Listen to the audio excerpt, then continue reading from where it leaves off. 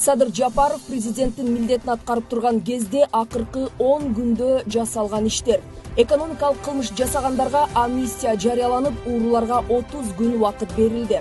Кыргызстандын бүтүндөй бажы тармагын басып алган Райымбек Матраимов күнөөсүн моюнга алып, 1 миллиард 400 миллион сомду акча менен, калганын бир соода борбору 9 батир менен төлөдү.